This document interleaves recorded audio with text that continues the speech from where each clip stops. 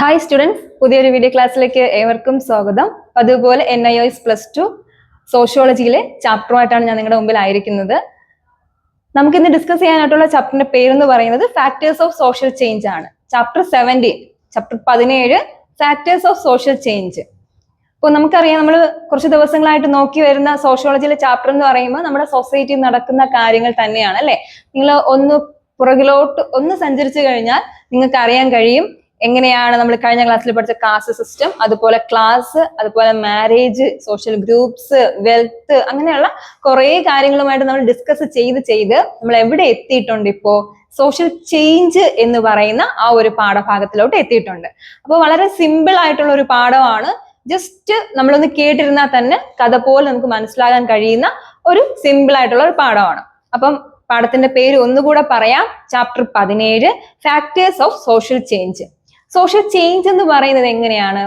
ഇപ്പൊ സമൂഹത്തില് മാറ്റം എന്നാണ് മലയാളം നമ്മുടെ പദം. അപ്പോൾ ഈ സമൂഹത്തിലെ മാറ്റം എന്ന് പറയുമ്പോൾ ഡേ ടു ഡേയില് അല്ലെ, ഓരോ ദിവസവും സൊസൈറ്റി മാറിക്കൊണ്ടിരിക്കുകയാണ് അല്ലെ. എങ്ങനെയാണ്? പണ്ടിരുന്നത് പോലെയാണോ നമ്മുടെ സിസ്റ്റവും കാര്യങ്ങളും അല്ലെ? പണ്ട് നമുക്ക് കുതിരയുടെ പുറത്താണ് ലെറ്റേഴ്സ് ഒക്കെ നമ്മൾ കൊണ്ടുപോയിക്കൊണ്ടിരുന്നത്. ഇന്ന് അങ്ങനെയാണോ? ഇന്നെല്ലാം വളരെ ഫാസ്റ്റ് ആയിട്ടുണ്ട് അല്ലെ. എല്ലാം നമ്മൾ ജീവിക്കുന്നത് ഒരു ടെക്നോളജി യുഗത്തിലാണ്. പണ്ട് നമ്മൾ ഗൾഫിലൊക്കെ ഇരിക്കുന്ന ആ ഒരു ആൾക്ക് ഒരു ലെറ്റർ അയച്ചു കഴിഞ്ഞാൽ ഒരു 5-6 ദിവസം, അങ്ങനെയല്ല, 5-6 ദിവസമൊന്നുമല്ല, ഒരു കൂടിപ്പോയ ഒരു 1 month ഒക്കെ കഴിഞ്ഞിട്ടാണ് അത് ആളുടെ കയ്യിൽ എത്തുന്നത്, ആളുടെ റിപ്ലൈ ഇങ്ങോട്ട് കിട്ടുന്നത്. ഇന്ന് അങ്ങനെയല്ല. ഇന്ന് നമുക്ക് കണ്ട് സംസാരിക്കാനും അതുപോലെ തന്നെ എങ്ങനെയാണ് മെസ്സേജിലൂടെയും ഒക്കെ നമുക്ക് അവരുടെ വിശേഷങ്ങളും നമ്മുടെ വിശേഷങ്ങളും അങ്ങോട്ട് പങ്കുവയ്ക്കാനും ഒക്കെ നമുക്ക് സാധിക്കും. അപ്പൊ അതെല്ലാം നമ്മുടെ സൊസൈറ്റി വന്ന എന്താണ്? ചേഞ്ചസ് ആണ്. ഇത് മാത്രമല്ല, മാരേജിൽ വന്ന ചേഞ്ചസ് ഉണ്ട്. പണ്ടത്തെ നമ്മൾ ഒരു 8 തരത്തിലുള്ള വിവാഹങ്ങളൊക്കെ നമ്മൾ പഠിച്ചിട്ടുണ്ട്. അപ്പൊ ഒരുപാട് മാരേജില്, ഫാമിലിയിൽ ഒക്കെ നമുക്ക് എന്ത് സംഭവിച്ചിട്ടുണ്ട്? ചേഞ്ചസ് സംഭവിച്ചിട്ടുണ്ട്. ഒരു ഇൻട്രൊഡക്ഷൻ ആണ് ഞാൻ പറഞ്ഞു തരുന്നത്. അപ്പോൾ നമുക്കും ഈ ഒരു ചാപ്റ്ററിലും 5 ക്വസ്റ്റ്യൻ ആണ് നമുക്ക് ഡിസ്കസ് ചെയ്യാനായിട്ടുള്ളത്. മെയിൻ ആയിട്ടുള്ള ഒരു 5 ക്വസ്റ്റ്യൻ ആണ് നമ്മൾ എടുത്തിട്ടുള്ളത്. അതത്രയും നിങ്ങൾ പഠിച്ചു കഴിഞ്ഞാൽ നിങ്ങൾക്ക് ഈ പാഠം സുഖമായിട്ട് എഴുതാനായിട്ട് സാധിക്കും. അപ്പോൾ ഒരിക്കൽ കൂടെ, ചാപ്റ്ററിന്റെ പേരെന്ന് പറയുന്നത് ഫാക്ടേഴ്സ് ഓഫ് സോഷ്യൽ ചേഞ്ച്. അപ്പൊ സോഷ്യൽ ചേഞ്ച് എന്താണെന്ന് ആദ്യം പഠിച്ചിരിക്കണം അല്ലെ. അല്ലാതെ കുറെ നേരം കൊണ്ട് സോഷ്യൽ ചേഞ്ചിൽ മാറ്റങ്ങളുണ്ടെന്ന് പറഞ്ഞിട്ട് കാര്യമില്ല. എന്താണ് സോഷ്യൽ ചേഞ്ച്? എന്താണ് സോഷ്യൽ ചേഞ്ച് എന്ന് പറഞ്ഞാൽ സമൂഹത്തിന്റെ ഘടനയിലും സ്ഥാപനങ്ങളിലും മാനദണ്ഡങ്ങളിലും പെരുമാറ്റങ്ങളിലും മൂല്യങ്ങളിലും. എങ്ങനെയൊക്കെയാണ്? ഒന്ന് ശ്രദ്ധിച്ചേ. എന്തൊക്കെയാണ്? സമൂഹത്തിന്റെ ഘടനയിലും സ്ഥാപനങ്ങളിലും മാനദണ്ഡങ്ങളിലും മൂല്യങ്ങളിലും പെരുമാറ്റങ്ങളിലും ഒക്കെ ഉണ്ടാകുന്ന മാറ്റത്തെയാണ് സോഷ്യൽ ചേഞ്ച് എന്ന പദം കൊണ്ട് അർത്ഥമാക്കുന്നത്. അപ്പൊ സിമ്പിൾ ആണ്. ആ ഒരു ഡെഫിനിഷൻ എന്തായാലും പഠിച്ചു വെക്കുക. വേറെ അധികാരികമായിട്ടോ അല്ലെങ്കിൽ ആധികാരികമായിട്ടോ ഒന്നും പഠിക്കാൻ നിൽക്കണ്ട. ഇത്രയൊന്ന് മനസ്സിലാക്കി വെക്കാം. സമൂഹത്തിന്റെ ഘടനയിലും സ്ഥാപനങ്ങളിലും മാനദണ്ഡങ്ങളിലും മൂല്യങ്ങളും പെരുമാറ്റങ്ങളിലും സ്ഥാപനങ്ങളിലും ബന്ധങ്ങളിലും ഒക്കെ ഉണ്ടാകുന്ന മാറ്റത്തെയാണ് എന്തെന്ന് പറയുന്നത്? സാമൂഹിക മാറ്റം എന്ന് പറയുന്നത്. ഇതെന്ന് പറയുന്നത് ഒരു യൂണിവേഴ്സൽ പ്രോസസ് ആണ് അല്ലെ. യൂണിവേഴ്സൽ പ്രോസസ് എന്ന് പറയുമ്പോൾ എങ്ങനെയായിരിക്കാം? ഒരു സാർവത്രിക പ്രതിഭാസമാണ്. ഇത് ഇന്ന് മാത്രമല്ല നടക്കുന്നത്, അല്ലെങ്കിൽ ഇന്നലെ മാത്രമല്ല നടക്കുന്നത്, അല്ലെങ്കിൽ ഇതൊരു സ്റ്റോപ്പിംഗ് ഒരു പ്രോസസ്സും അല്ല. ഇതെന്ന് പറയുന്നത് ഒരു സാർവത്രിക പ്രോസസ് ആണ്. സാർവത്രിക പ്രോസസ് എന്ന് പറയുമ്പോൾ എന്താണ്? ഒരു യൂണിവേഴ്സൽ പ്രോസസ് ആണ്. യൂണിവേഴ്സൽ പ്രോസസ് എന്ന് പറയുമ്പോൾ എന്താണ്? ഇങ്ങനെ അത് സഞ്ചരിച്ചുകൊണ്ടേയിരിക്കുന്ന ഒരു മൂവ്മെന്റ്സ് കൊടുത്തോണ്ടിരിക്കുകയാണ് അല്ലെ. മൂവ്മെന്റ്സ് എന്ന് പറയുമ്പോൾ എന്താണ്? അത് ഇങ്ങനെ പൊയ്ക്കൊണ്ടേയിരിക്കുന്ന ഒരിതാണ്. അപ്പൊ ഇത് സമൂഹത്തിന്റെ എല്ലാ ഭാഗങ്ങളെയും ബാധിക്കുന്നുണ്ട്. അപ്പോൾ നമുക്ക് ഒരു കാര്യം എടുത്തു കഴിഞ്ഞാൽ സോഷ്യലിലും മാത്രമല്ല, സൊസൈറ്റിയിൽ മാത്രമല്ല, അല്ലെങ്കിൽ നമ്മുടെ എക്കണോമിയിൽ മാത്രമല്ല, എല്ലാ മേഖലകളിലും സോഷ്യൽ ചേഞ്ച് ബാധിക്കുന്നുണ്ട്, അല്ലെങ്കിൽ സോഷ്യൽ ചേഞ്ച് ഇൻവോൾവ് ആണ്. മനസ്സിലാവുന്നുണ്ടോ? അപ്പോ എങ്ങനെയൊക്കെയാണ് സമൂഹത്തിന്റെ എല്ലാ ഭാഗങ്ങളെയും ബാധിക്കുന്ന ഒന്നാണ് നമ്മുടെ സോഷ്യൽ ചേഞ്ച് എന്ന് പറയുന്നത്. മനസ്സിലാവുന്നുണ്ടോ? സിമ്പിൾ അല്ലേ? അത്രയും പഠിച്ചു വെക്കുക. ബാക്കി കാര്യങ്ങൾ നമുക്ക് വഴി അങ്ങോട്ട് മനസ്സിലാക്കാം. അപ്പൊ ഒന്നുകൂടെ, എന്താണ് സോഷ്യൽ ചേഞ്ച് എന്ന് പറഞ്ഞാൽ സമൂഹത്തിന്റെ ഘടനയിലും പെരുമാറ്റത്തിലും സ്വഭാവത്തിലും സ്ഥാപനങ്ങളിലും ബന്ധങ്ങളിലും ഒക്കെ ഉണ്ടാകുന്ന മാറ്റത്തെയാണ് സോഷ്യൽ ചേഞ്ച് എന്ന് പറയുന്നത്. എൻ്റെ കൂടെ നോട്ട് എഴുതിയെടുക്കുന്നുള്ളവർക്ക് നോട്ട് എഴുതിയെടുത്ത് പഠിക്കാം, അല്ല എങ്കിൽ കേട്ടിരുന്ന് മനസ്സിലാക്കാന്നുള്ളവർക്ക് അങ്ങനെയും ചെയ്യാം. ഓക്കെ. അപ്പൊ അത് കഴിഞ്ഞ ശേഷം എങ്ങനെയാ പറഞ്ഞത്? സാർവത്രിക പ്രതിഭാസമാണ് അല്ലെ. ഇതൊരു യൂണിവേഴ്സൽ പ്രോസസ്സിംഗ് ആണ്. യൂണിവേഴ്സൽ പ്രോസസ്സിംഗ് എന്ന് പറഞ്ഞാൽ എന്താണ്? ഒരു ആകമാനമുള്ള അല്ലെ, ആകമാനമുള്ള ഒരു പ്രോസസ്സിംഗ് ആണ് ഇത്. ഇന്നോ അല്ലെങ്കിൽ നാളെയും കൊണ്ട് അവസാനിക്കുന്ന ഒന്നല്ല, ഇത് ദിവസം പ്രതി ഇങ്ങനെ മാറിക്കൊണ്ടേ ഇരിക്കുന്ന ഒരു യൂണിവേഴ്സൽ പ്രോസസ്സിംഗ് ആണ്. സമൂഹത്തിന്റെ എല്ലാ ഭാഗങ്ങളെയും ഇത് ബാധിക്കുന്നുണ്ട്, സമൂഹത്തിന്റെ എല്ലാ ഭാഗങ്ങളെയും ഇത് ബാധിക്കുന്നുണ്ട്. ഓക്കെ, ഇനി നമുക്ക് നോക്കാം ഈ സോഷ്യൽ ചേഞ്ചിനെ ഒരു 3ആയിട്ടോ 4ആയിട്ടോ ഒക്കെ നമുക്ക് ഇതിനെ ഫാക്ടേഴ്സ് ആയിട്ട് നമുക്ക് നോക്കാം. ഒന്നാമത്തത് ബയോളജിക്കൽ ഫാക്ടേഴ്സ് ആയിട്ട് തിരിക്കാം, പിന്നെ ടെക്നോളജിക്കൽ ഫാക്ടേഴ്സ് ആയിട്ട് തിരിക്കുന്നുണ്ട്, പിന്നെ നമ്മുടെ ജോഗ്രഫിക്കൽ ഫാക്ടേഴ്സ്, അതുപോലെ തന്നെ പൊളിറ്റിക്കൽ ഫാക്ടേഴ്സ്, ഇങ്ങനെയൊക്കെ പല തരത്തിലുള്ള ഫാക്ടേഴ്സ് ആയിട്ട് തിരിക്കുന്നുണ്ട്. ഓക്കെ, ഇനി എന്താണ് ബയോളജിക്കൽ ഫാക്ടേഴ്സ് എന്ന് നോക്കും. ബയോളജിക്കൽ എന്ന് പറയുമ്പോൾ എന്താണ്? ജൈവികപരമായ മാറ്റങ്ങൾ അല്ലെ. ജൈവികപരമായ മാറ്റങ്ങൾ എന്ന് പറയുമ്പോൾ എങ്ങനെയായിരിക്കാം? ഓരോ എന്താണ് നമ്മുടെ സൊസൈറ്റിയിലെ ജൈവികപരമായ സസ്യങ്ങള്, വൃക്ഷങ്ങള്, മനുഷ്യര് അല്ലെ, ഇങ്ങനെയുള്ള ബയോളജിക്കൽ പരമായിട്ടുള്ള കാര്യങ്ങൾ ഉണ്ടാകുന്ന മാറ്റത്തെയാണ് ജൈവിക മാറ്റങ്ങൾ എന്ന് പറയുന്നത്. ഓക്കെ, അപ്പോ ശ്രദ്ധിച്ചിരിക്കുക, സിമ്പിൾ ആയിട്ടുള്ള കാര്യമാണ്. നോക്കിക്കേ, ബയോളജിക്കൽ ഫാക്ടേഴ്സ് ഉണ്ട്, ടെക്നോളജിക്കൽ ഫാക്ടേഴ്സ് ഉണ്ട്, ജോഗ്രഫി ഫാക്ടേഴ്സ് ഉണ്ട്, പൊളിറ്റിക്കൽ ഫാക്ടേഴ്സ് ഉണ്ട്. ഇതിൽ നമ്മൾ ഇപ്പൊ ഫസ്റ്റ് ഡിസ്കസ് ചെയ്തത് ഏതാണ്? ബയോളജിക്കൽ ഫാക്ടേഴ്സ് ആണ് അല്ലെ. ബയോളജിക്കൽ ഫാക്ടേഴ്സ് എന്ന് പറയുമ്പോൾ എന്താണ്? ജൈവികപരമായ ഘടകങ്ങൾ. ജൈവിക ഘടകങ്ങൾ എന്ന് പറയുമ്പോൾ എങ്ങനെയായിരിക്കാം? നമ്മുടെ സൊസൈറ്റിയിൽ ഉണ്ടാകുന്ന, നമ്മുടെ സമൂഹത്തിൽ ഉണ്ടാകുന്ന സസ്യങ്ങള്, മനുഷ്യര്, അതുപോലെ തന്നെ വൃക്ഷങ്ങള്, നമ്മുടെ എന്താണ് മൃഗങ്ങള്, വന്യജീവികള്, ഇവയെല്ലാം എന്തിൽ വരുന്നുണ്ട്? നമ്മുടെ ബയോളജിക്കൽ ഫാക്ടേഴ്സിൽ വരുന്നു. അതായത് ജീവനുള്ള കാര്യങ്ങള് ഒക്കെ ഏതിൽ വരുന്നുണ്ട്? നമ്മുടെ ബയോളജിക്കൽ ഫാക്ടേഴ്സിൽ വരുന്നുണ്ട്. ഇനി രണ്ടാമത്തത് കൾച്ചറൽ ഫാക്ടേഴ്സ്. എന്താണ് കൾച്ചറൽ ഫാക്ടേഴ്സ് എന്ന് പറയുന്നത്? സാംസ്കാരികപരമായിട്ടുള്ള കാര്യങ്ങൾ അല്ലെ. സാംസ്കാരികപരമായ കാര്യങ്ങൾ എന്ന് പറയുമ്പോൾ സൊസൈറ്റിയിൽ നമ്മുടെ എന്തൊക്കെയാണ്? ആചാരങ്ങള്, വിശ്വാസങ്ങള്, ബിലീവ്സ്, ഇതൊക്കെ ദിവസം പ്രതി എന്ത് ചെയ്തുകൊണ്ടിരിക്കുന്നു? മാറ്റങ്ങൾ സംഭവിച്ചുകൊണ്ടേ ഇരിക്കുകയാണ് അല്ലെ. കൾച്ചറൽ ഫാക്ടേഴ്സ് എന്ന് പറയുമ്പോൾ എന്താണ്? ആചാരങ്ങൾ. നമുക്കുണ്ടാകുന്ന ക്രിസ്തു മതത്തിലായാലും ഹിന്ദു മതത്തിലായാലും മുസ്ലിം മതത്തിലായാലും ഒക്കെ കുറെ ആചാരങ്ങൾ നമ്മൾ കീപ്പ് ചെയ്തു പോകുന്നുണ്ട്. അപ്പോൾ ആ ആചാരങ്ങള്, ധർമ്മങ്ങള്, പാരമ്പര്യങ്ങള്, വിശ്വാസങ്ങള്, ഇതെല്ലാം എന്ത് ചെയ്തുകൊണ്ടേയിരിക്കുവാണ്? എന്ത് ചെയ്തുകൊണ്ടിരിക്കുകയാണ്? ദിവസം പ്രതി മാറിക്കൊണ്ടേയിരിക്കുന്ന ഒരു കൾച്ചറൽ ഫാക്ടേഴ്സ് ആണ് ഇവിടെ സംഭവിച്ചുകൊണ്ടിരിക്കുന്നത്. അപ്പോൾ കൾച്ചറൽ ഫാക്ടേഴ്സ് എന്ന് പറയുമ്പോൾ എങ്ങനെയായിരിക്കാം? ആചാരങ്ങള്, ധർമ്മങ്ങള്, പാരമ്പര്യങ്ങള്, വിശ്വാസങ്ങള്, ഇവയെല്ലാം എന്ത് ചെയ്തുകൊണ്ടേയിരിക്കുന്നു? മാറിക്കൊണ്ടേയിരിക്കുകയാണ്. നമുക്കറിയാം, നമ്മുടെ ഇവിടെ ഉണ്ടായിരുന്ന കുറെ വിശ്വാസങ്ങളുണ്ട്. പണ്ട് കല്ലിനെയും മണ്ണിനെയും പ്രകൃതിയിലെ വൃക്ഷങ്ങളെ ഒക്കെ നമ്മൾ ആരാധിച്ചു കൊണ്ടിരുന്ന ഒരു സൊസൈറ്റിയാണ് നമുക്കുണ്ടായിരുന്നത്. ഇന്ന് അതെല്ലാം മാറി. ഇന്ന് എന്താ ചെയ്യുന്നത്? ഓരോരുത്തരും ഓരോ വിഗ്രഹങ്ങളെയും അതുപോലെ തന്നെ മറ്റു കാര്യങ്ങളെ ഇപ്പൊ ആരാധിക്കുന്നുണ്ട്. പണ്ട് പ്രകൃതിയിലെ എന്താണ്? വരുണൻ, ഇന്ദ്രദേവൻ, അല്ലെങ്കിൽ കാറ്റിന്, മഴ ഒക്കെ ആരാധിച്ചു കൊണ്ടിരുന്ന ഒരു ജനത നമുക്കുണ്ടായിരുന്നു. നമ്മൾ നിയോലിത്തിക് പീരീഡ് ഒക്കെ പഠിക്കുമ്പോഴും ഒക്കെ നമുക്കറിയാം അല്ലെ, ആ സമയത്ത് ഉണ്ടായിരുന്ന കാര്യം. മെസപ്പൊട്ടോമിയൻ സിവിലൈസേഷൻ ഒക്കെ പഠിക്കുമ്പോൾ നമുക്ക് അറിയാൻ കഴിയും. അപ്പൊ ഇവിടെ ഇപ്പൊ സംഭവിച്ചുകൊണ്ടിരിക്കുന്നത് എന്താണ്? അതിൽ നിന്നെല്ലാം വിശ്വാസങ്ങളുടെ കുറച്ചുകൂടെ മാറ്റം വന്നു കഴിഞ്ഞിട്ടുണ്ട്. അതുപോലെ തന്നെ ആചാരങ്ങളായാലും അവിടെ എന്താണ്? പണ്ടുണ്ടായിരുന്ന കലാരൂപങ്ങളൊക്കെ ഒരുപാട് മാറ്റങ്ങൾ വന്നിട്ടുണ്ട് അല്ലെ. പണ്ടൊക്കെ നമുക്ക് നാടൻ പാട്ടിനൊക്കെ കുറെ സ്വാധീനം ഉണ്ടായിരുന്നു. ഇന്ന് അതിന്റെയൊക്കെ സ്വാധീനം വളരെ വളരെ കുറഞ്ഞുകൊണ്ടിരിക്കുകയാണ്. അപ്പൊ അതാണ് കുറെ കാര്യങ്ങൾ. നമ്മുടെ തെയ്യം, പടയണി, ഇങ്ങനെയുള്ള അനുഷ്ഠാന കലാരൂപങ്ങളൊന്നും ഇന്ന് കാണാനായിട്ട് ഇല്ല. അപ്പൊ എന്ന് വെച്ചാൽ വളരെ കുറവാണ്. ഇന്ന് എല്ലാവരും ആഗ്രഹിക്കുന്ന ഫ്യൂഷൻ ഡാൻസോ അതുപോലെ തന്നെ കണ്ടംപററി ആയിട്ടുള്ള കാര്യങ്ങളൊക്കെയാണ് ആഗ്രഹിക്കുന്നത്. അതുമായിട്ട് എന്താണ്? അഡ്വാൻസ്ഡ് ആയിട്ട് പോയിക്കൊണ്ടിരിക്കുകയാണ്. അപ്പൊ അതും ഒരു തരത്തിലുള്ള എന്താണ്? മാറ്റങ്ങളാണ്, സൊസൈറ്റിയിൽ ഉണ്ടാകുന്ന മാറ്റങ്ങളാണ്.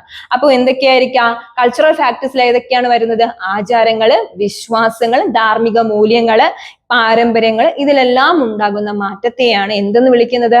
കൾച്ചറൽ ഫാക്ടേഴ്സ് എന്ന് വിളിക്കുന്നത്. അപ്പൊ നമുക്ക് ഒന്നുകൂടെ ഞാൻ റിപ്പീറ്റ് ചെയ്യുകയാണ്, ശ്രദ്ധിച്ചിരിക്കുക. ഫാക്ടേഴ്സ് എത്ര തരത്തിലുണ്ട്? 5 തരത്തിലുണ്ട്. ഫസ്റ്റത്തത് നമ്മൾ പഠിച്ചു എന്തൊക്കെയാണ്? Biological factors. രണ്ടാമത്തത് എന്താണ്? Cultural factors. മൂന്നാമത്തത് നമ്മുടെ political factors. 4 technological factors. 5 geographical factors. ആദ്യം ഈ ഫാക്ടേഴ്സ് മാത്രം എഴുതിയെടുക്കുക, പിന്നെ അതിനെ ഡിസ്ക്രൈബ് ചെയ്യാനായിട്ട് നിൽക്കുക. ഓക്കെ, എപ്പോഴും എക്സാം ഹാളിൽ കയറുമ്പോൾ ഒരു ക്വസ്റ്റ്യൻ ചോദിച്ചു കഴിഞ്ഞാൽ അവൈലബിൾ എഴുതി വെക്കാൻ ആദ്യം മെയിൻ ആയിട്ടുള്ള പോയിന്റ്, ഞാൻ എല്ലാ ക്ലാസ്സിലും നിങ്ങളോട് പറയുന്ന കാര്യം, പോയിന്റ് മാത്രം ആദ്യം എഴുതി പോവുക. ഓക്കെ, ആദ്യം ഈ 5 പോയിന്റ് നല്ല വൃത്തിയായിട്ട് ബുള്ളറ്റ് ഇട്ടോ അല്ലെങ്കിൽ എന്തെങ്കിലും ഒരു പോയിന്റ് ഇട്ടോ നിങ്ങൾ 5 എണ്ണം ഇങ്ങനെ വൃത്തിയായിട്ട് താഴോട്ട് എഴുതി പോവുക. അത് കഴിഞ്ഞതിന് ശേഷം ആദ്യം എഴുതിയ ആ പോയിന്റിന് താഴെ എടുത്ത് എഴുതിയതിനു ശേഷം അതിനെ ഡിസ്ക്രൈബ് ചെയ്യുക. വീണ്ടും അടുത്ത രണ്ടാമത്തെ പോയിന്റിനെ താഴെ എടുത്ത് എഴുതിയതിനു ശേഷം അതിനെക്കുറിച്ച് എക്സ്പ്ലെയിൻ ചെയ്യുക. ഇങ്ങനെയാണ് ഒരു എക്സാം നമ്മൾ അഭിമുഖീകരിക്കേണ്ടത്. അല്ലെങ്കിൽ എന്തായി പോവും, ഒരു എക്സാം പേപ്പർ എടുത്ത് നോക്കുമ്പോൾ തന്നെ നമുക്ക് തന്നെ അതിൽ എന്താണ് ഉള്ളതെന്ന് മനസ്സിലായില്ല. അതുകൊണ്ടാണ് എപ്പോഴും പോയിന്റിന് പ്രാധാന്യം കൊടുക്കാനായിട്ട് പറയുന്നത്. അപ്പൊ ഇവിടെയും അതുപോലെ പോയിന്റ് ഇട്ട് എഴുതിയാൽ മതി.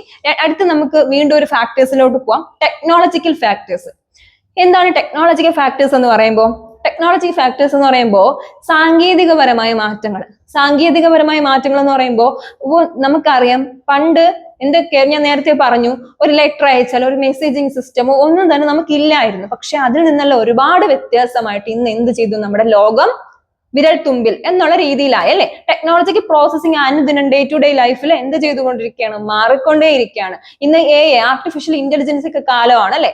അപ്പൊ നമുക്ക് നോക്കിക്കേ, ഇവിടെ ശ്രദ്ധിച്ചിരുന്നേ, എന്താണ് ടെക്നോളജിക്കൽ ഫാക്ടേഴ്സ് എന്ന് പറയുമ്പോൾ, ജീവിതം എന്ന് പറയുമ്പോൾ എന്താണ്, ലളിതകരമാക്കാനും കുറച്ചുകൂടെ എന്തായി മാറ്റാനാണ്, ഒരു സുഗമമാക്കാനായിട്ട് ആൾക്കാർ ഓരോ ദിവസവും എന്ത് ചെയ്യുന്നുണ്ട്, അഡ്വാൻസ്ഡ് ആകുകയാണ് അല്ലെ. പണ്ടുണ്ടായിരുന്നത് ഒരു, നമുക്കറിയാം, ഈ നമ്മുടെ സ്മാർട്ട് ഫോൺ ഒക്കെ വരുന്നതിന് മുമ്പേ ഉണ്ടായിരുന്ന ഒരു സിസ്റ്റം ഉണ്ടായിരുന്നു. ഇപ്പോഴും ഉണ്ടില്ലെന്നല്ല, പക്ഷേ ഓരോ ദിവസം ചെല്ലും തോറും സാങ്കേതിക വിദ്യ അനുദിനം വളർന്നുകൊണ്ടേയിരിക്കുകയാണ്.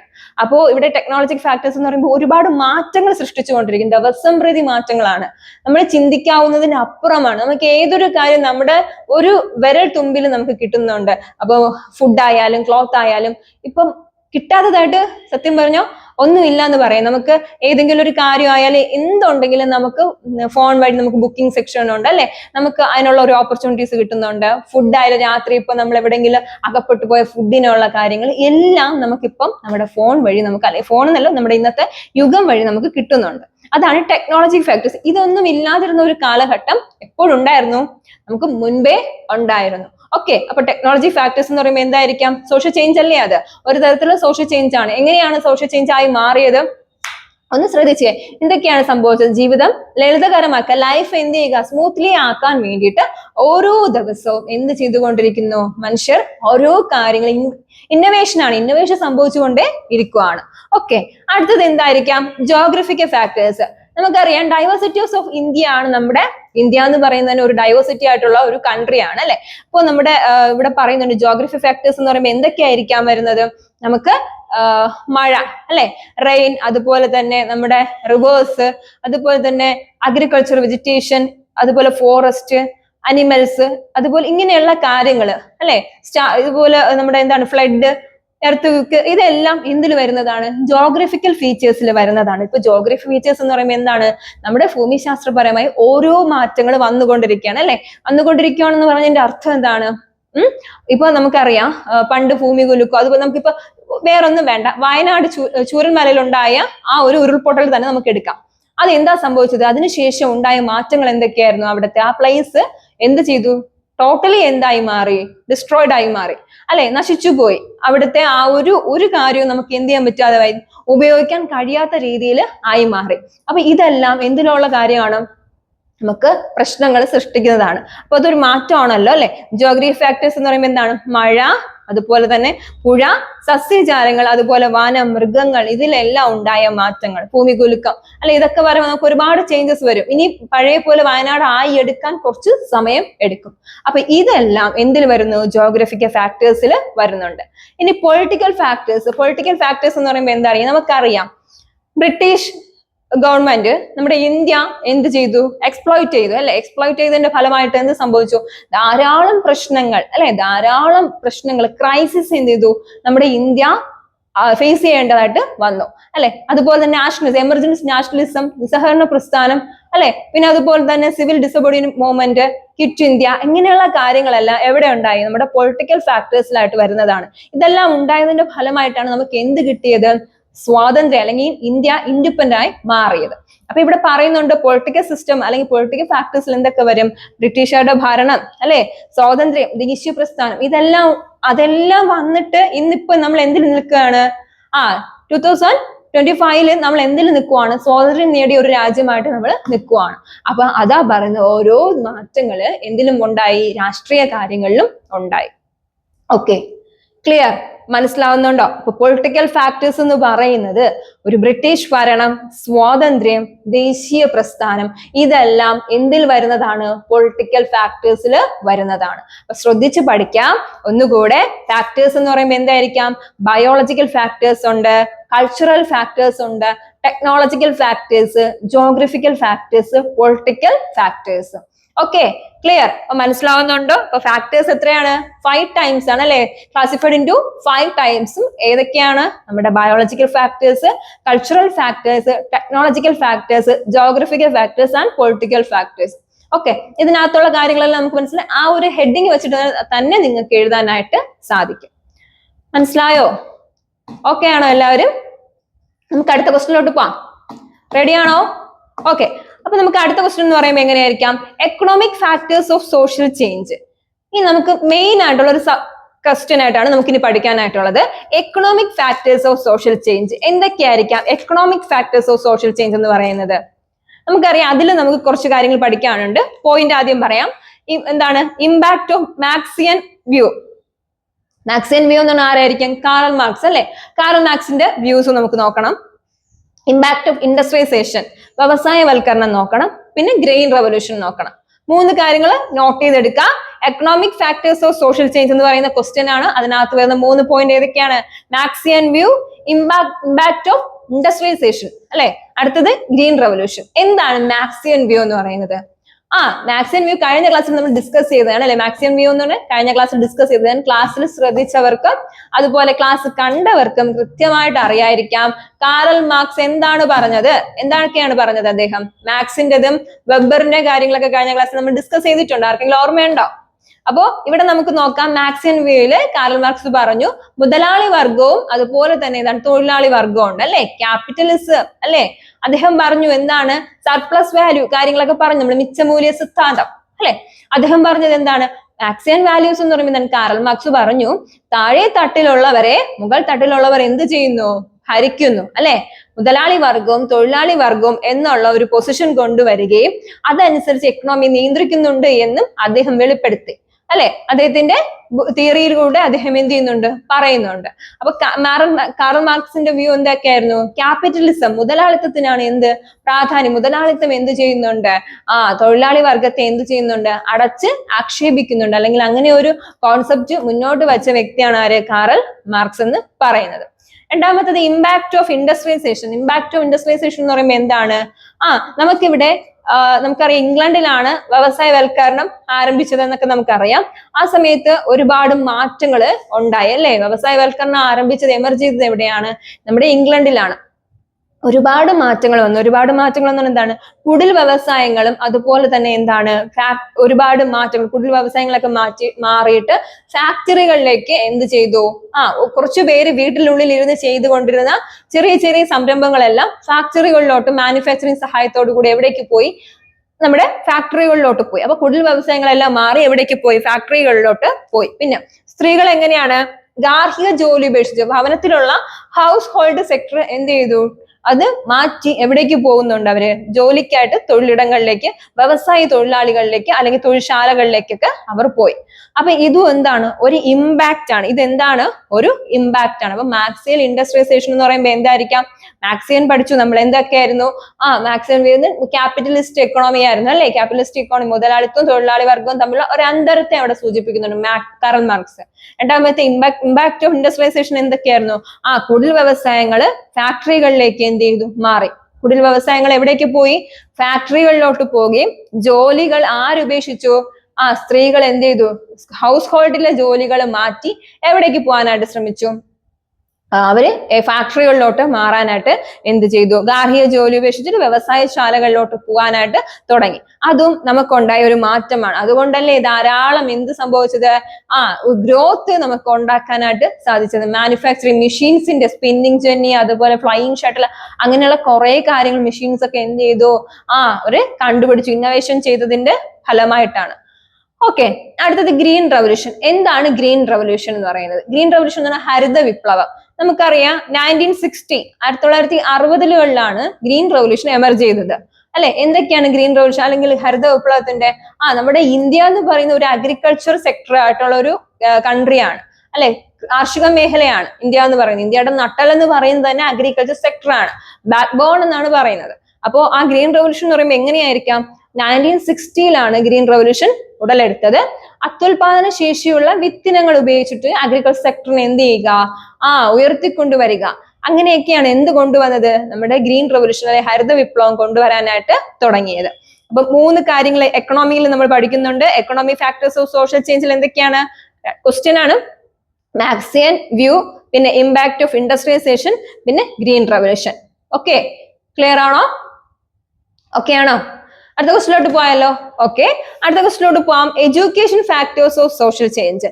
ഈ എക്കണോമിക്കില് മാറ്റങ്ങൾ വന്നതുപോലെ തന്നെ എവിടെയും വന്നു, നമ്മുടെ എഡ്യൂക്കേഷൻ സെക്ടറിലോട്ട് മാറി. നിങ്ങൾ അതിന്റെ ഭാഗമാണ് അല്ലെ? പണ്ട് ഗുരുകുല സിസ്റ്റം ഒക്കെ ആയിരുന്നു, അറിയാമല്ലോ അല്ലെ? പണ്ട് ഗുരുവിന്റെ വീട്ടിൽ ഗുരുവിന്റെ എല്ലാ ജോലികളൊക്കെ ചെയ്ത് ആ ഗുരുവിന്റെ വീട്ടിൽ നിന്ന് തന്നെ വിദ്യ അഭ്യസിക്കുന്ന രീതി ഉണ്ടായിരുന്നു. നമുക്ക് വേദ കാലഘട്ടത്തിലൊക്കെ നമുക്ക് പഠിക്കുമ്പോൾ മനസ്സിലാവും. അപ്പൊ ഇവിടെ പറയുന്നു എന്താണ്? എഡ്യൂക്കേഷൻ സെക്ടർ എങ്ങനെയാ മാറിയത്? ഇവിടെ സോഷ്യൽ ചേഞ്ച് സംഭവിക്കുകയാണ്. എങ്ങനെയാ സംഭവിച്ചത്? എഡ്യൂക്കേഷൻ വരെ മാറി. എഡ്യൂക്കേഷൻ എന്ന് പറയുമ്പോൾ ഫോർമൽ എഡ്യൂക്കേഷനും ഉണ്ട്, ഇൻഫോർമൽ എഡ്യൂക്കേഷനും ഉണ്ട്. ഫോർമൽ എഡ്യൂക്കേഷനും ഉണ്ട്, ഇൻഫോർമൽ എഡ്യൂക്കേഷൻ. ഒരു ഫോർമൽ എഡ്യൂക്കേഷൻ എന്ന് പറയുമ്പോൾ എന്താണ്? ഒരു വ്യക്തി വിദ്യാഭ്യാസം എവിടെ നിന്ന് തന്നെ നേടുകയാണ്? അവന്റെ എന്താണ്? സ്ഥാപനങ്ങളിൽ നിന്ന് നേടുകയാണ്. സ്കൂളാകാം, കോളേജ് ആവാം, അങ്ങനെയുള്ള സ്ഥലത്ത് നിന്ന് അവൻ എഡ്യൂക്കേഷൻ കൈവശമാക്കുകയാണ്. അതിന് ഫോർമൽ എഡ്യൂക്കേഷൻ എന്ന് പറയാം. ഇൻഫോർമൽ എഡ്യൂക്കേഷൻ എന്ന് പറയുമ്പോൾ എങ്ങനെയാണ്? തന്റെ ജീവിതത്തിലൂടെ എന്ത് ചെയ്യുന്നുണ്ട്? അവൻ മനസ്സിലാക്കുന്നതാണ്. ഓക്കെ, തന്റെ ജീവിതത്തിലൂടെ, സാമൂഹിക ജീവിതത്തിലൂടെ മനസ്സിലാക്കുന്നതിനെയാണ് ഇൻഫോർമൽ എഡ്യൂക്കേഷൻ എന്ന് പറയുന്നത്. ഓക്കെ, ക്ലിയർ ആവുന്നുണ്ടോ? അപ്പൊ ടൈപ്സ് ഓഫ് എഡ്യൂക്കേഷൻ ഫാക്ടേഴ്സ് ഉണ്ട് അല്ലെ? എങ്ങനെയാണ്? ഫോർമൽ എഡ്യൂക്കേഷൻ ഉണ്ട്, ഇൻഫോർമൽ എഡ്യൂക്കേഷനും ഉണ്ട്. ഫോർമൽ എഡ്യൂക്കേഷൻ എന്ന് പറയുമ്പോൾ എങ്ങനെയാണ്? വിദ്യാഭ്യാസ സ്ഥാപനങ്ങളിൽ നിന്ന് അല്ലെ? വിദ്യാഭ്യാസ സ്ഥാപനങ്ങളിൽ നിന്ന് നേടുന്നതാണ് ഫോർമൽ എഡ്യൂക്കേഷൻ എന്ന് പറയുന്നത്. വിദ്യാഭ്യാസ സ്ഥാപനങ്ങൾ എന്ന് പറയുമ്പോൾ എന്തൊക്കെയായിരിക്കാം? സ്കൂള്, കോളേജ്, അങ്ങനെയുള്ള കാര്യഘട്ടങ്ങളിൽ നിന്ന്. അടുത്ത് ഇൻഫോർമൽ എഡ്യൂക്കേഷൻ എന്ന് പറയുമ്പോൾ എങ്ങനെയായിരിക്കാം? തന്റെ ജീവിതത്തിലൂടെ അല്ലെ? തന്റെ സാമൂഹിക ജീവിതത്തിലൂടെയൊക്കെ എന്ത് ചെയ്യാണ്? നേടിയെടുക്കുന്ന കാര്യത്തെയാണ് ഇൻഫോർമൽ എഡ്യൂക്കേഷൻ എന്ന് പറയുന്നത്. അപ്പൊ നമ്മൾ 2 കാര്യങ്ങൾ നോക്കി. Economic factors of social change നോക്കി, എഡ്യൂക്കേഷൻ ഫാക്ടേഴ്സ് ഓഫ് സോഷ്യൽ ചേഞ്ചും നോക്കി. ക്ലിയർ ആവുന്നുണ്ടോ? ഓക്കെ ആണോ? ഉറങ്ങിയോ? അടുത്ത ക്വസ്റ്റ്യൻ നമുക്ക് നോക്കാം. Cultural lag. എന്താണ് കൾച്ചറൽ ലാഗ് എന്ന് പറയുന്നത്? കൾച്ചറൽ ലാഗ് എന്ന് പറഞ്ഞാൽ സിമ്പിൾ ആയിട്ടുള്ള കാര്യങ്ങളാണ്. ഇപ്പോഴത്തെ കണ്ടീഷനിൽ നമ്മൾ പഠിച്ചിരിക്കേണ്ട ഒരു കാര്യം കൂടെ തന്നെയാണ്. എന്തുകൊണ്ടെന്ന് അറിയാവോ? ഇപ്പൊ 19 കിഡ്സ്, 2K കിഡ്സ് എന്നൊക്കെ നമ്മൾ പറയുന്നുണ്ട് അല്ലെ? എല്ലാവർക്കും അറിയാം 2K കിഡ്സ്, 90 കിഡ്സ് എന്നൊക്കെ പറയും. അതായത് 90 കിഡ്സിന്റെ കാര്യങ്ങളൊന്നും ആർക്ക് ഇഷ്ടപ്പെടുന്നില്ല? 2K കിഡ്സിന് ഇഷ്ടപ്പെടുന്നില്ല. 2K കിഡ്സിന്റെ കാര്യങ്ങളൊന്നും 90 കിഡ്സിനും എന്ത് ചെയ്യുന്നില്ല? അങ്ങോട്ട് ഡൈജസ്റ്റ് ആകുന്നില്ല. അതിൽ തന്നെ നിങ്ങൾക്ക് സിമ്പിൾ ആയിട്ട് ഞാൻ പഠിപ്പിച്ചു തന്നു. പഴയ തലമുറയ്ക്ക് പുതിയ തലമുറയുമായിട്ട് പൊരുത്തപ്പെട്ട് പോകാൻ കഴിയാത്ത അവസ്ഥ. മനസ്സിലായോ? സിമ്പിൾ അല്ലേ? അതായത് ഇപ്പൊ പഴയ തലമുറയുടെ ആറ്റിറ്റ്യൂഡ്, എന്താണ് അവരുടെ വസ്ത്രധാരണം, സംസാരം, ബിഹേവിയർ, ഇതൊന്നും ആർക്കും ഇഷ്ടപ്പെടുന്നില്ല. പുതിയ തലമുറയ്ക്ക് ഇഷ്ടപ്പെടുന്നില്ല. അല്ലെങ്കിൽ പുതിയ തലമുറയ്ക്ക് പഴയ തലമുറയുമായിട്ട് യോജിച്ചു പോകാൻ പറ്റാത്ത അവസ്ഥ. അതായത് അവിടെ എന്തുണ്ട്? 2 കൾച്ചറുകൾ തമ്മിലുള്ള എന്തൊക്കെയാണ്? ഒരു വ്യത്യാസം, അല്ലെങ്കിൽ അത് തമ്മിൽ യോജിച്ചു പോകാൻ പറ്റും. ഒരു ലാഗാണ്. ഇവർക്ക് 2 പേർക്കും പരസ്പരം കൂട്ടിമുട്ടാനായിട്ട് കഴിയുന്നില്ല. അതിനെയാണ് എന്ത് വിളിക്കുന്നത്? കൾച്ചറൽ ലാഗ് എന്ന് വിളിക്കുന്നത്. കൾച്ചറൽ ലാഗ് എന്ന് വിളിക്കുന്നത്. സാങ്കേതികമായിട്ടും സാംസ്കാരികപരമായിട്ടും തലമുറകൾ എന്ത് ചെയ്യുന്നുണ്ട്? തോറുമുള്ള വ്യത്യാസങ്ങൾ. അതായത് സിമ്പിൾ ആണ്. നിങ്ങൾക്ക് ഇപ്പൊ ഞാൻ പഠിപ്പിച്ചിരുന്ന ആ ഒരു രീതി മാത്രം ഓർത്തു വയ്ക്കാൻ 19 കിഡ്സും 2K കിഡ്സും നിങ്ങളുടെ കാര്യത്തിൽ പറഞ്ഞു കഴിഞ്ഞാൽ എന്തൊക്കെയാണ്? 2K കിഡ്സിന് ആരുടെ അഭിപ്രായങ്ങൾ ഇഷ്ടപ്പെടുന്നില്ല? 90 കിഡ്സിന്റെ കാര്യങ്ങളൊന്നും ഇഷ്ടപ്പെടില്ല. പഴയ തലമുറയ്ക്ക് പുതിയ തലമുറയുമായിട്ട് യോജിച്ചു പോകാൻ പറ്റാത്ത ആ ഒരു കണ്ടീഷനെയാണ് എന്ത് വിളിക്കുന്നത്? Cultural lag. നമ്മൾ പറയും നീ ലാഗ് അടിപ്പിക്കാതെ കാര്യം പറയത്തില്ലേ അല്ലെ? നീ ലാഗ് അടിപ്പിക്കാതെ അങ്ങോട്ട് സംസാരിക്കുക എന്ന് പറയത്തില്ലേ? അത് തന്നെയാണ് പറയുന്നത്. കൾച്ചറൽ ലാഗ് എന്ന് പറഞ്ഞാൽ എന്താണ്? പഴയ തലമുറയ്ക്ക് പുതിയ തലമുറയുമായിട്ട് ഒന്ന് യോജിച്ചു പോകാൻ പറ്റാത്ത ആ ഒരു വലിവ്. ആ ഒരു വലിവിനെയാണ് എന്ത് വിളിക്കുന്നത്? കൾച്ചറൽ ലാഗ് എന്ന് വിളിക്കുന്നത്. ക്ലിയർ ആവുന്നുണ്ടോ? ഓക്കെ ആണോ? അപ്പൊ നമുക്ക് ഒന്നുകൂടെ ഇത്രയും നോക്കിയാലോ. ഇന്ന് നമ്മൾ നോക്കിയത് എന്തൊക്കെയായിരുന്നു? സിമ്പിൾ അല്ലേ? എന്തൊക്കെയാണ് സോഷ്യൽ ചേഞ്ച് എന്താണെന്ന് പഠിച്ചു. എന്താണ് സോഷ്യൽ ചേഞ്ച്? അവസാനം നമുക്കൊന്ന് ക്രോഡീകരിക്കാം. നിങ്ങൾ എന്റെ കൂടെ ഒന്ന് പറഞ്ഞാൽ നിങ്ങൾക്ക് തന്നെ ഈ പാഠം ഒക്കെ ആയി. സോഷ്യൽ ചേഞ്ച് എന്ന് പറഞ്ഞാൽ എന്താണ്? സമൂഹത്തിന്റെ ഘടനയിലും സ്ഥാപനങ്ങളിലും പെരുമാറ്റങ്ങളിലും വിശ്വാസങ്ങളിലും ബന്ധങ്ങളിലും ഉണ്ടാകുന്ന മാറ്റത്തെയാണ് സോഷ്യൽ ചേഞ്ച് എന്ന് പറയുന്നത്. ഓക്കെ, സോഷ്യൽ ചേഞ്ച് എത്ര തരത്തിലുണ്ട്? 5 ടൈംസ് അല്ലെ? Social change classified into 5 types. എന്താണ് 5 ടൈപ്സ് എന്ന് പറഞ്ഞാൽ ഏതൊക്കെയായിരിക്കും? Biological factors, cultural factors, technological factors, geographical factors, political factors. Okay okay, clear ആവുന്നുണ്ടോ? Biological factors, technological factors, cultural factors, geographical factors, political factors. അതിനുള്ളിലുള്ള കാര്യങ്ങളെല്ലാം പറഞ്ഞിട്ടുണ്ട് നമ്മൾ. ഓക്കെ, ഇനി നമ്മൾ economic factors of social change നോക്കി. എക്കണോമിക് ഫാക്ടേഴ്സ് സോഷ്യൽ ചേഞ്ചിൽ എന്തൊക്കെയാണ്? മാർക്സിയൻ വ്യൂ അല്ലെ? കാർൾ മാർക്സ് എന്താ പറഞ്ഞത്?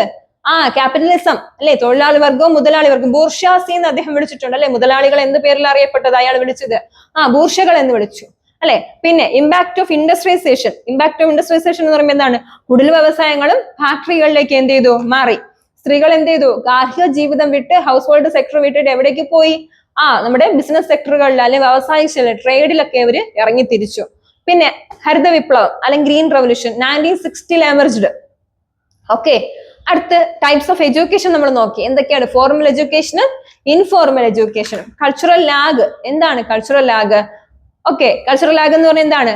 2 തലമുറകൾ അല്ലെങ്കിൽ പഴയ തലമുറയ്ക്ക് എന്താണ് പുതിയ തലമുറയുമായി യോജിച്ചു പോകാൻ അല്ലെങ്കിൽ പൊരുത്തപ്പെട്ടു പോകാൻ കഴിയാതെ വരുന്ന അവസ്ഥയാണ് എന്ത് വിളിക്കുന്നത്? കൾച്ചറൽ ലാഗ് എന്ന് വിളിക്കുന്നത്. അപ്പൊ ഇത്രയുമാണ് നമ്മുടെ ഈ ചാപ്റ്ററിൽ നമുക്ക് ഡിസ്കസ് ചെയ്യാനായിട്ടുള്ളത്. ഒരു സിമ്പിൾ പാഠമാണ്, വലുതായിട്ടൊന്നും തലയൊന്നും പുകയ്ക്കാൻ നിൽക്കണ്ട. ജസ്റ്റ് ഈ ക്ലാസ് ഒന്ന് കേൾക്കുക, ഒന്ന് ശാന്തമായിട്ടിരുന്ന ക്ലാസ് ഒന്ന് കേൾക്കുക. അത് കഴിഞ്ഞ ശേഷം കിട്ടുന്ന പോയിന്റ്സ് ജസ്റ്റ് ഒന്ന് എന്ത് ലെക്ചർ നോട്ട് പോലെ എഴുതിയെടുക്കുക. ഒന്നുകൂടെ ക്ലാസ് ഒന്ന് നിർത്തി കേൾക്കുക, സംഭവം സെറ്റ് ആവാം.